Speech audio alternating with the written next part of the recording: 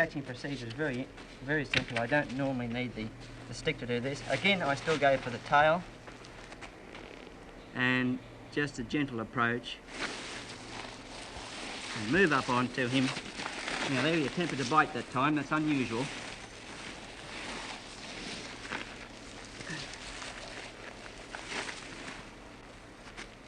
He is I don't think he likes it really a little bit aggressive, this one.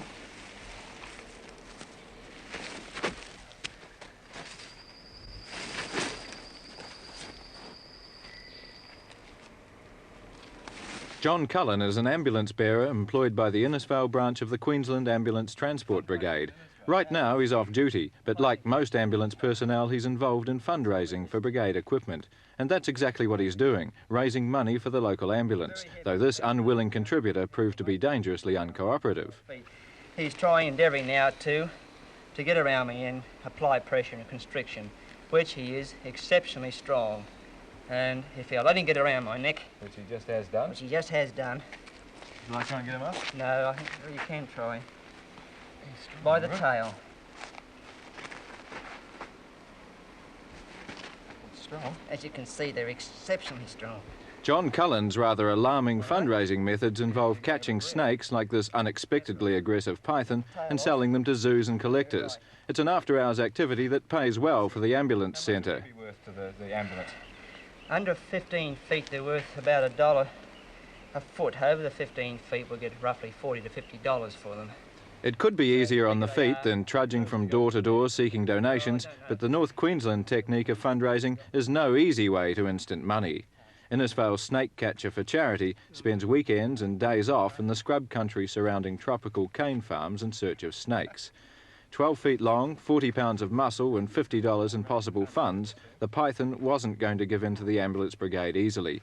If it gets the right grip, a python can break bones, and this specimen, despite the apparently slapstick humour of the situation, was trying its best to do just that. Can I help?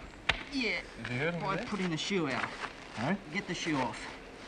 From below. Oh boy. Can't get it. I'm going to go over.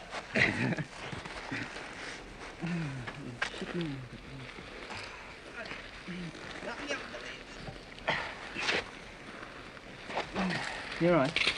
Oh, what did he get you? Right, yeah, that's better. Unwrapping the coils of an aggressive python involves breaking the hold at the tail and peeling it off until it can no longer use its constricting muscles effectively. When it kills the surprisingly large animals which form part of its diet, the python keeps up a steady pressure, increasing the grip as the animal breathes out. The final result is suffocation and death. If John Cullen hadn't had assistance, he would have had to attempt to kill the snake first. But the python was outnumbered and finally bagged, ready for dispatch to a southern snake farm. I asked John Cullen if python wrestling was a form of fundraising commonly practised by North Queensland ambulance personnel. I don't know if the bearers go to the extremes that I go to, but it is a hobby as well as fundraising. So far, funds from John Cullen's snake catching and the sale of snakes sent in by his country contacts have bought pain-killing gas units and aspirator suction units for Innisfail and neighbouring brigades. But despite the profitability of the technique, most people would have one obvious response at the end of a day's snake catching.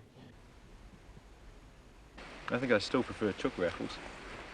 Chook raffles and ticket selling I find very, very monotonous.